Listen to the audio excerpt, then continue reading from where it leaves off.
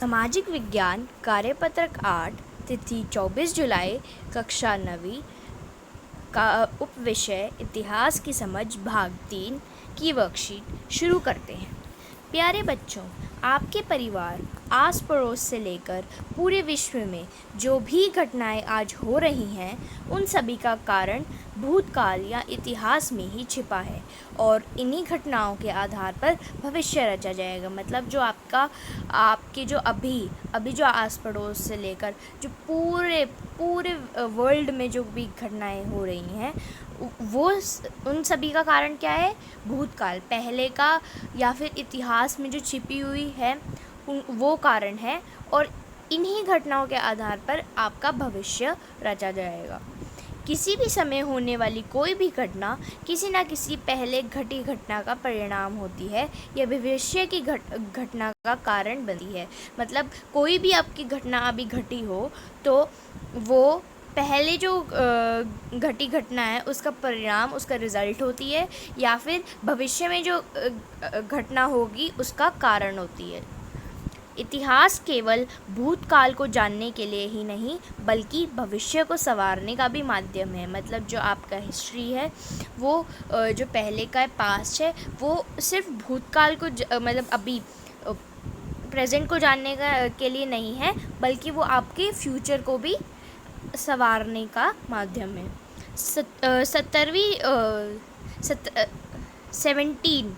17 शताब्दी में यूरोपीय व्यापारी भारत आए और धीरे धीरे भारत में व्याप्त राजनीतिक अस्थिरता का लाभ उठाकर राजनीतिक प्रभाव बढ़ाने लगे। मतलब 17 शताब्दी में यूरोपीय व्यापारी आए थे भारत और धीरे धीरे भारत में उन्होंने इस राजनीतिक का लाभ उठाकर राजनीतिक प्रभाव बढ़ाने लगे।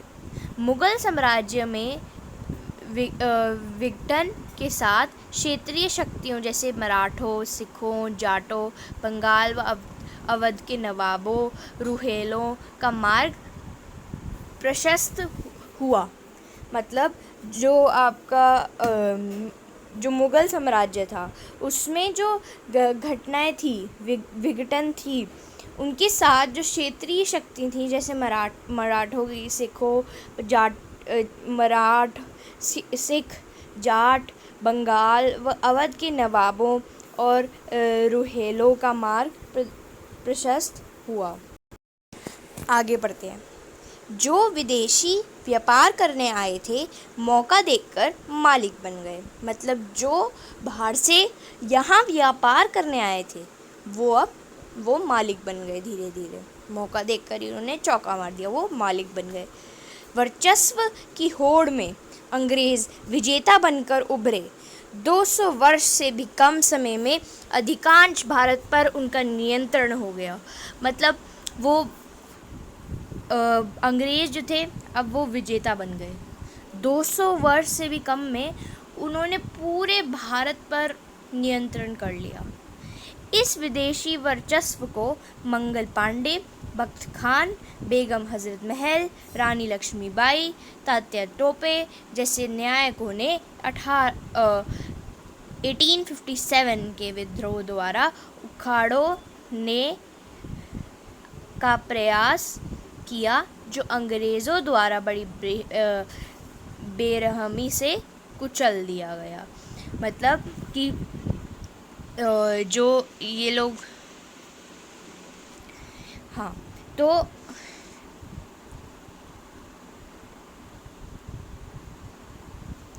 तो यहाँ पे लिखा है कि उस समय जो विदेशी वाला था वर्चस्व उसको मंगल पांडे, बख्त खान, बेगम हज़रत महल, रानी लक्ष्मीबाई और तात्या टोपे, ये जो लोग थे इन्होंने 1857 में इनके द्वारा विद्रोह किया और फिर अंग्रेज़ों द्वारा ये बहुत बेरहमी से कुचल दिए गए। इसके बाद ब्रिटिश साम्राज्य में भारत का समावेश कर दिया गया। इसके बाद ब्रिटिश साम्राज्य में भारत का समावेश कर दिया गया। समस्त भारत पर ब्रिटिश शासन होने से भारत अनायास की एकता के सूत्र में बंध गया। मतलब फिर पूरा भारत, मतलब जिस भारत पर ब्रिटिश का शासन होने से भारत जो है वो एकता के सूत्र में बंध गया। रेल तथा पाश्चात्य शिक्षा ने इस एकता की नींव को और अधिक ठोस बनाया। मतलब ये जो एकता थी, तो रेल और पाश्चात्य शिक्षा ने ये जो एकता की नींव थी उसको और अधिक ठोस बना दिया। राजा राम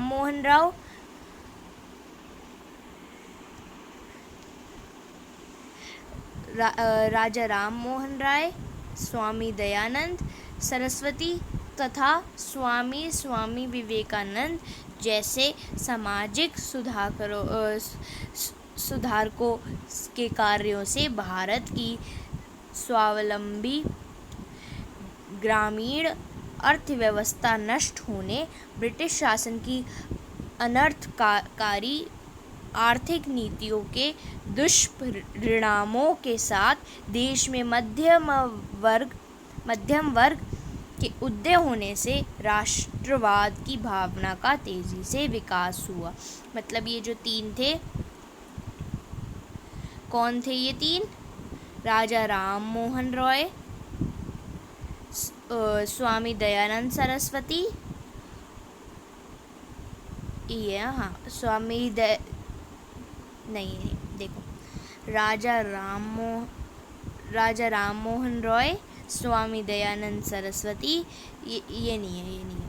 राजा राम मोहन रॉय, स्वामी दयानंद सरस्वती तथा स्वामी विवेकानंद जैसे सामाजिक सुधारकों, ये जो सुधार करने वाले हैं समाज में, इनके जो कार्य हैं उनसे जो भारत की ग्रामीण अर्थव्यवस्था से नष्ट होने से ब्रिटिश शासन की अनर्थकारी आर्थिक नीतियों के दुष्परिणामों के साथ देश में मध्य वर्ग के उदय होने से राष्ट्रवाद की भावना का तेजी से विकास हुआ।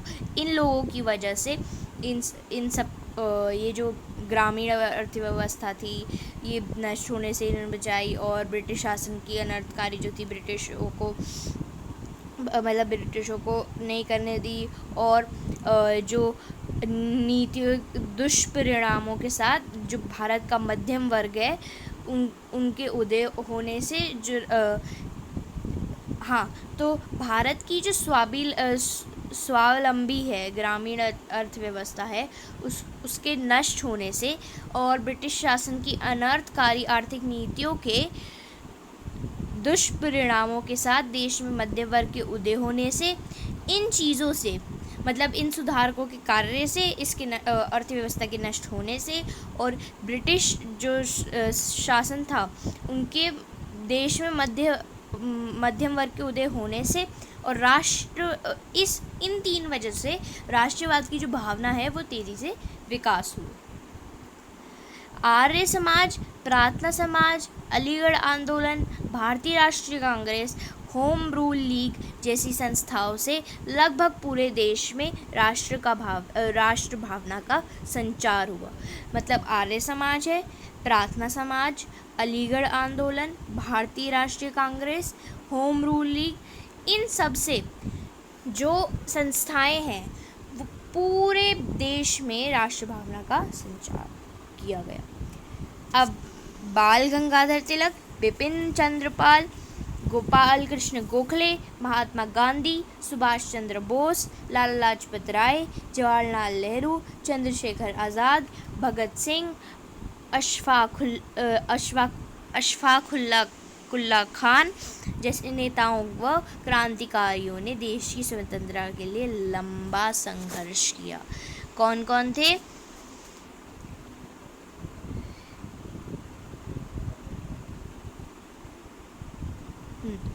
कौन कौन से?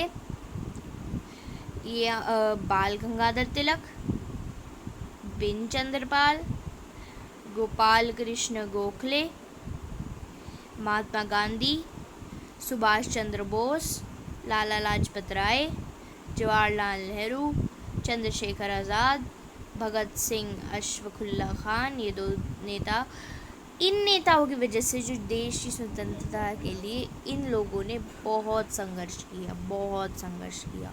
इन सबके संयुक्त प्रयास से हम वर्ष 1947 में स्वतंत्रता मिली। इन्हीं लोगों की वजह से हमें स्वतंत्रता मिली। अब देखो, ये राजा राम मोहन रॉय, ये बाल गंगाधर तिलक और ये सुभाष चंद्र बोस। प्यारे बच्चों, अपने देश में गौरवशाली अतीत को याद करते हुए और पिछली गलतियों से सबक लेते हुए हमें अपना वर्तमान बेहतर करना है और स्वर्णिम भविष्य की योजना बनानी है ना इतिहास की यात्रा योजक। मतलब कि हमें क्या करना है, अपने देश का जो गौरवशाली अतीत था उसको हमें याद करते हुए और जो हमने पहले गलतियां की है उससे सबक लेते हुए हमें अपने वर्तमान को बेहतर करना है और अपने भविष्य की योजना बनानी है। तो बच्चों, बताओ कि हमारा इतिहास की यात्रा रोचक थी ना? हाँ, ज़रूर थी। चलो अब प्रश्न करते हैं। इतिहास हमारे वर्तमान व अतीत को किस प्रकार प्रभावित करता है? इसका हमने यहाँ पे पढ़ा था कि तो बच्चों, हमने इसका आंसर पढ़ा था।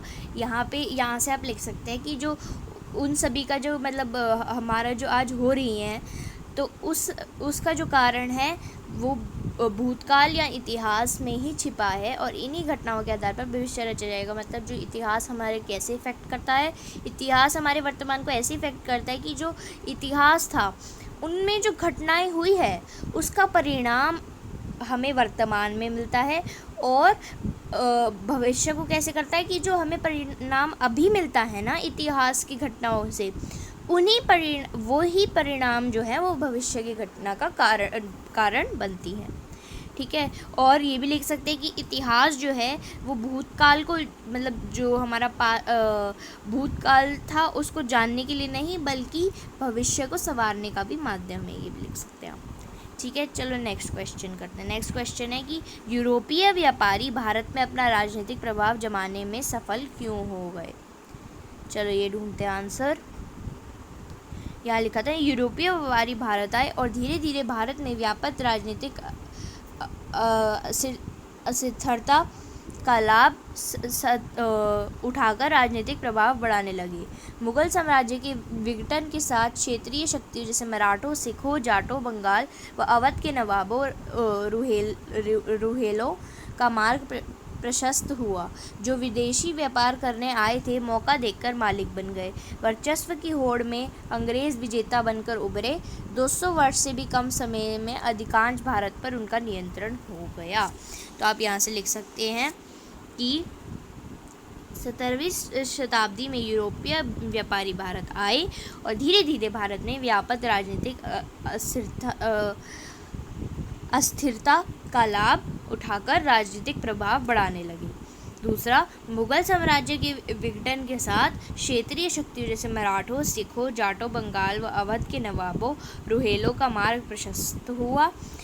तीसरा, जो विदेशी व्यापार करने आए थे मौका देखकर मालिक बन गए। वर्चस्व की होड़ में अंग्रेज विजेता बनकर उभरे। 200 वर्ष से भी कम समय में अधिकांश भारत पर उनका नियंत्रण हो गया। ये आपका सेकंड का आंसर। चलो नेक्स्ट। भारत में राष्ट्रीय आंदोलन के उदय के विभिन्न कारणों पर प्रकाश डालिए। मतलब जो हमारा भारत में राष्ट्रीय आंदोलन का उदय हुआ था उसके विभिन्न कारण क्या थे? यहाँ पे हमने पढ़ा था ना कि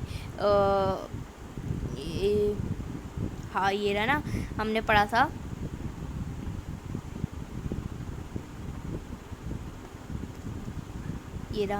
ना कि इन वजह से जो हमारा राष्ट्रीय भावना का संचार हुआ था।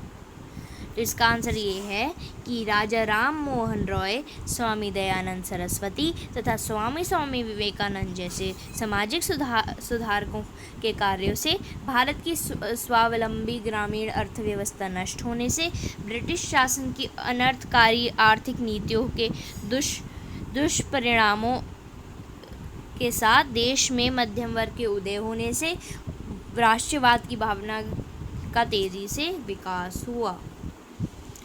ठीक है। नेक्स्ट, भारत के स्वतंत्रता संग्राम के नायकों के बारे में जानकारी जुटाएं। ये आपका होमवर्क होगा। आपको क्या करना है कि जो जैसे हमने यहाँ पढ़ा था ना कि जिन्होंने स्वतंत्रता दिलाई थी, जो नेता थे, क्रांतिकारी थे, तो उनके बारे में आप कुछ इन्फॉर्मेशन ले सकते हैं। जैसे आप कोई भी चुन लीजिए। यहाँ पे बोला है कि ये जो नायक थे उनके बारे में हमें जानकारी जुटानी है। तो यहाँ पे जैसे आप बाल गंगाधर तिलक के बारे में लिख दीजिए, बिपिन चंद्र पाल के बारे में लिख दीजिए, तो कोई 2 के बारे में लिख दीजिए तो हो जाएगा। ठीक है, 2 या 3 इनके बारे में आपको कोई भी कुछ भी मिले गूगल पे, आप गूगल पे सर्च कर सकते हैं। कुछ भी मिले, आप इनकी जो जानकारी है, ये कब पैदा हुए थे और इन्होंने कैसे स्वतंत्रता में मदद की और इनकी कब डेथ हो गई, ऐसे ये सब बारे में आप लिख सकते हैं। और 2 या 3 काफ़ी है। आपकी आज की वर्कशीट ख़त्म होती है। धन्यवाद।